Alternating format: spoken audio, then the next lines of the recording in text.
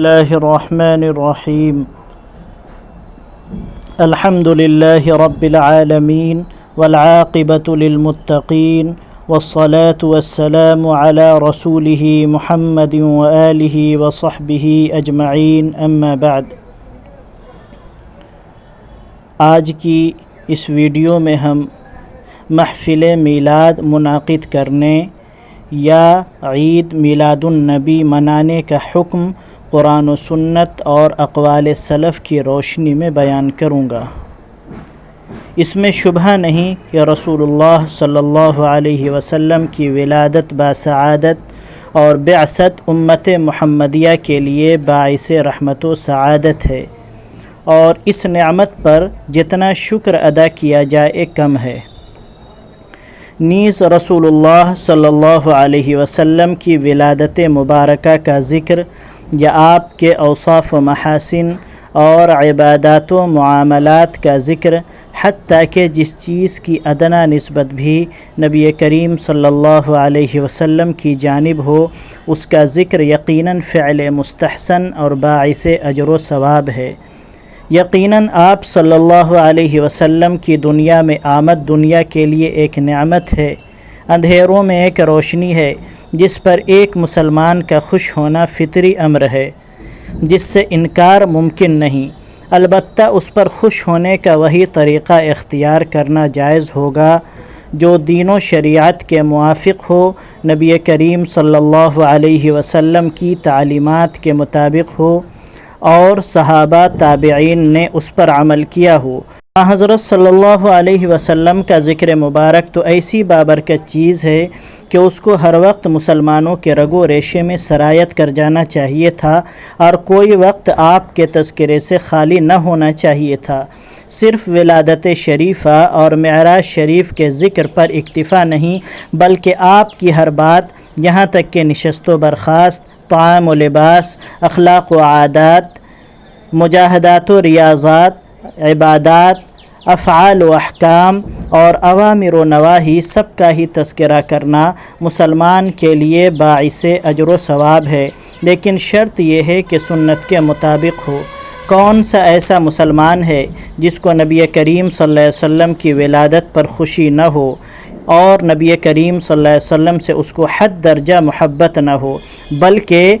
مومن کا ایمان اس وقت تک کامل نہیں ہو سکتا جب تک کہ نبی کریم صلی اللہ علیہ وسلم سے سچی محبت اس کو نہ ہو، لیکن محبت سچی اور قابل قبول اسی وقت ہو سکتی ہے جب کہ وہ شرعی اصولوں سے نہ ٹکراتی ہو۔ حضور اکرم صلی اللہ علیہ وسلم کی سیرت و احوال، فضائل و مناقب اور حیات طیبہ کے مختلف گوشے اجاگر کرنا، اس پر بیان و تقریر کرنا کار ثواب ہے، لیکن یہ اسی وقت ہے جب کہ سنت و شریعت کے مطابق ہو۔ قاضی ثناء اللہ صاحب پانی پتی رحمۃ اللہ علیہ اپنی کتاب ارشاد الطالبین میں لکھتے ہیں، ان القول لا يقبل ما لم يعمل به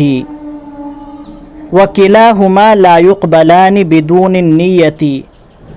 والقول والعمل والنیۃ لا تقبل ما لم توافق السنۃ، یعنی قول بلا عمل درست نہیں ہوتا، اور یہ دونوں یعنی قول و عمل بلا صحیح نیت کے مقبول نہ ہوں گے، اور قول و عمل اور نیت مقبول ہونے کے لیے ضروری ہے کہ سنت کے موافق ہوں۔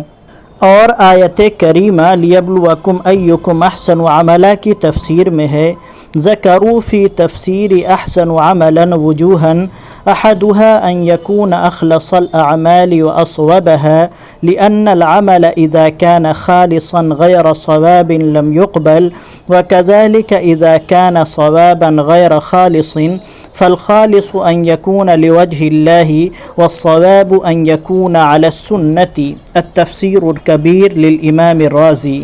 یعنی احسن عملاً سے مراد عمل مقبول ہے، اور عمل مقبول وہ ہے جو خالص ہو اور ثواب ہو۔ اگر عمل خالص ہے مگر ثواب نہیں تو وہ مقبول نہیں، اور جو عمل ثواب ہو مگر خالص نہ ہو وہ بھی مقبول نہیں۔ عمل خالص وہ عمل ہے جو صرف اللہ تعالیٰ کی خوشنودی کے لیے کیا جائے، اور ثواب وہ ہے جو سنت کے مطابق ہو۔ امام شاطبی رحمۃ اللہ علیہ کی کتاب الاعتصام میں ہے، من عمل عملا بلا اتباع سنت فباطل عملہ،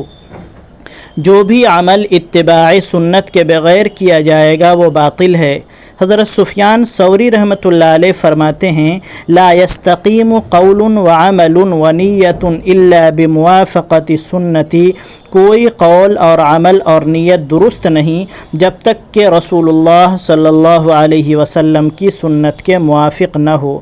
حضرت شیخ عبد القادر جیلانی رحمۃ اللہ علیہ کا ارشاد ہے، لا يقبل قول بلا عمل ولا عمل بلا اخلاص واصابۃ للسنۃ، کوئی قول عمل کے بغیر قابل قبول نہیں، اور کوئی عمل اس وقت تک قبول نہیں جب تک اس میں اخلاص نہ ہو اور وہ سنت کے موافق نہ ہو۔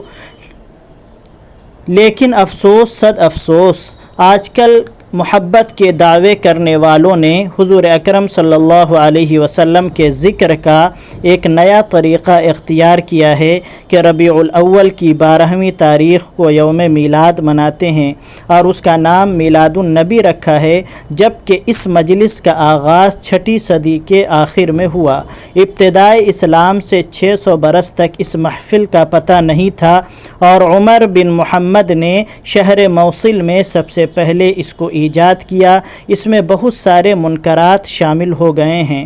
فتاوی رحیمیہ میں ہے، آج کل رسمی مجالس میلاد میں لوگ جمع ہو کر جاہل شعراء کے قصائد اور مصنوعی اور من گھڑت روایات کو برعایت نغمہ و ترنم پڑھتے ہیں، اس میں بے نمازی و فاسق بھی ہوتے ہیں، اور اس مذکورہ طریقے کو ضروری سمجھتے ہیں۔ یہ خلاف سنت اور بدعت ہے، نہ صحابہ کرام، نہ تابعین اور تبع تابعین، اور نہ ائمہ کرام میں سے کسی سے ثابت ہے۔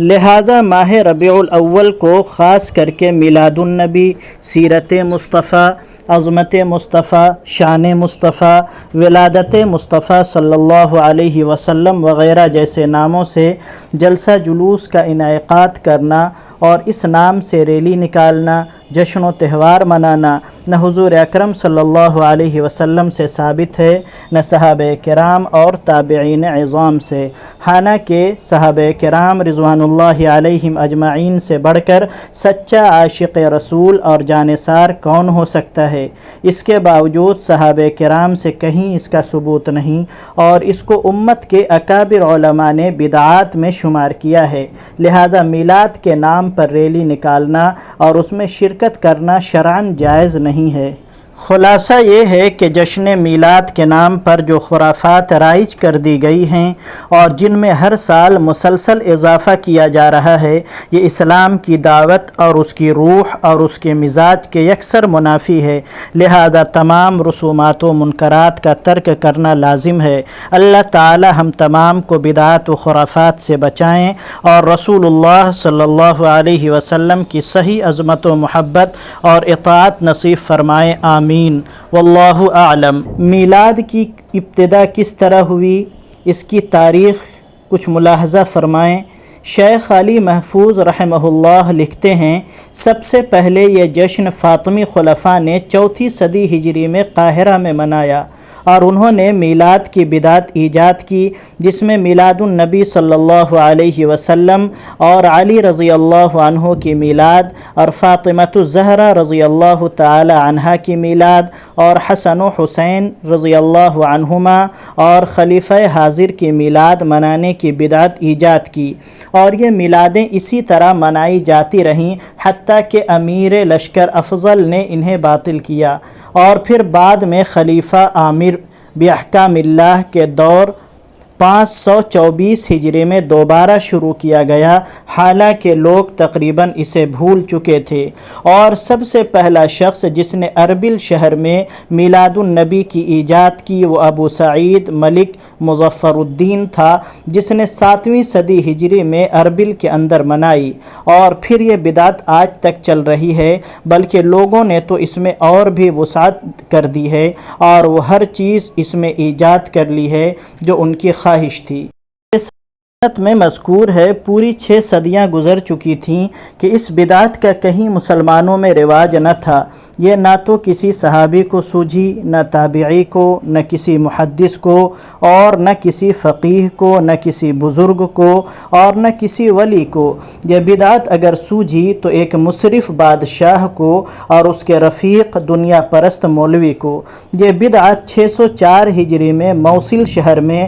مظفر الدین کوکری بن اربل متوفی 630 ہجری کے حکم سے ایجاد ہوئی، جو ایک مسرف اور دین سے بے پرواہ بادشاہ تھا۔ چونکہ میلاد مروجہ کا منانا قرآن و حدیث، صحابہ کرام، تابعین، تبع تابعین اور ائمہ مجتہدین میں سے کسی سے ثابت نہیں ہے، بلکہ یہ ساری چیزیں بعد کے لوگوں کی ایجاد کردہ بدعات میں سے ہیں، لہذا 12 ربیع الاول کو عید منانا درست نہیں ہے۔ اور بدعت کتنی بری اور کتنی قبیح چیز ہے، اس کے بارے میں امام دار الہجرہ امام مالک رحمۃ اللہ علیہ نے فرمایا، جس نے اسلام میں کوئی ایسی بدعت ایجاد کی جس کو اچھا سمجھتا ہے تو اس نے یہ گمان کیا کہ محمد صلی اللہ علیہ وسلم نے رسالت میں خیانت کی، اس لیے کہ اللہ کہتا ہے الیوم اکملت لکم دینکم واتممت علیکم نعمتی ورضیت لکم الاسلام دینا۔